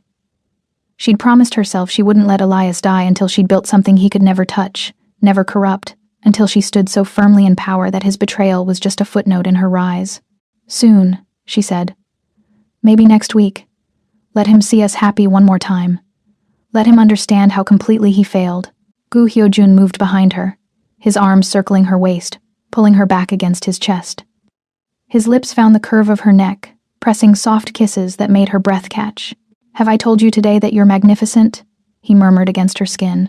Not in the last hour, Katie said, tilting her head to give him better access. Then I'm remiss. His hands slid beneath her robe, finding warm skin. You're magnificent, terrifying, the most dangerous woman in Los Angeles, and you're mine. Katie turned in his arms, her hands framing his face. Just as you're mine. They kissed, slow and deep. The kind of kiss that spoke of total possession and absolute trust. Katie's robe slipped from her shoulders. Gu Hyojun's shirt joined it on the floor. They'd made love countless times in the past 6 months. Sometimes gentle, sometimes brutal, always intense, but tonight felt different. Tonight felt like celebration, like the final sealing of their blood oath. He lifted her easily, carrying her to their bedroom. The space was dark, intimate, lit only by the city beyond the windows. He laid her down on silk sheets, the color of midnight, his body covering hers with careful weight. I want you to know something, he said, his voice rough with emotion. Everything I am, everything I've built, everything I'll become, it's yours. Completely. Forever. Katie's throat tightened. And everything I am is yours. My darkness, my rage, my love. All of it. Until death and beyond. They came together then, skin against skin, breath mingling, bodies moving in perfect synchronization. It wasn't just sex. It was communion, confirmation, the physical manifestation of their unbreakable bond. Gu Hyojun was reverent in his possession, his hands mapping her body like sacred territory, his mouth worshipping every curve and scar. Katie responded with equal intensity, claiming him as thoroughly as he claimed her. Two damaged souls completing each other in the only way that mattered. When they finally peaked together, crying out in unison, it felt like conquering and surrendering simultaneously, like becoming something greater than the sum of their individual darkness. Afterward, they lay tangled in sheets and each other, hearts slowly returning to normal rhythms. Gu Hyojun's fingers traced idle patterns on Katie's shoulder. She pressed her ear to his chest, listening to the steady beat that had become her favorite sound. Do you ever regret it? He asked quietly. Choosing this path, becoming what you've become? Katie considered the question seriously. She thought of Marcus, of the innocent girl she'd been before his death, thought of the dreams she'd abandoned, the light she'd deliberately walked away from. No, she said finally. I regret that it was necessary. I regret the pain that brought me here. But I don't regret the choice. This life, this power, you, it's mine. I claimed it, built it, and I'll defend it with everything I am. Even if it costs your soul? She lifted her head to meet his gaze. I don't believe in souls anymore. I believe in power, in loyalty, in the empire we're building together. That's enough. Gu Hyojun's smile was soft and devastating. Then we're perfect for each other. Two soulless monsters ruling the darkness. Exactly. Katie kissed him once, softly. Now let's clean up our mess. The next week, they gave Elias his release. It happened in the same warehouse where they'd planned their coup. The space transformed into something between a court and an execution chamber. Their key allies were present. Young-ho, June, the captains who'd chosen their side. Elias was brought in on his knees, a broken shell of the elegant man he'd been. 6 months of captivity had destroyed him. His expensive taste in clothes reduced to rags. His careful grooming replaced by unkempt hair and beard. His arrogant confidence shattered into whimpering compliance. Katie felt nothing looking at him. No satisfaction, no pity. Just cold acknowledgement that justice, however brutal, had been served. Elias Thorne, Gu Hyojun said formally, you were tried in absentia for treason, murder, and betrayal. The evidence was overwhelming. The verdict, death. Do you have any final words? Elias looked up, his eyes finding Katie's face. I'm sorry, he croaked. For your brother. For everything. I thought I was doing what was necessary, but I was wrong. I was so wrong. Katie stepped forward, knelt so she was eye level with him. You were wrong. Marcus was a good man trying to fix his mistake. You murdered him for convenience, for ambition, and you've spent 6 months paying for that sin. Please, Elias whispered. Please, just make it stop. It stops now. Katie stood, looked at Gu Hyojun. Make it quick. He's suffered enough. Gu Hyojun drew his weapon, placed it against Elias's temple. This is for everyone you betrayed, everyone you hurt. May your death serve as warning to anyone else who thinks about crossing us. The shot was clean, final. Elias slumped sideways, his suffering ended in an instant. The warehouse was silent. Then Young-ho stepped forward, bowing deeply. It's done. Justice is served. The other captains followed suit. The formal acknowledgement that the old betrayal had been addressed. The new order affirmed. Katie felt Gu Hyojun's hand find hers. She squeezed back, grateful for the anchor. They left the warehouse together, stepping out into the bright Los Angeles sunlight. It felt strange, jarring. They'd been living in darkness for so long that daylight seemed like an intrusion. But Katie realized something as they walked to their car. Fingers intertwined, power radiating from them like heat. They didn't need to hide anymore. Didn't need to operate in shadows or pretend to be less than they were. They were the king and queen of the Shadow Clan, and they ruled absolutely. 3 months later, Katie stood before a mirror in their bedroom, adjusting her dress for the annual gala. The same event where everything had started, now transformed into a celebration of their reign. She barely recognized the woman staring back. Gone was the scared waitress infiltrating enemy territory. Gone was the broken sister seeking revenge.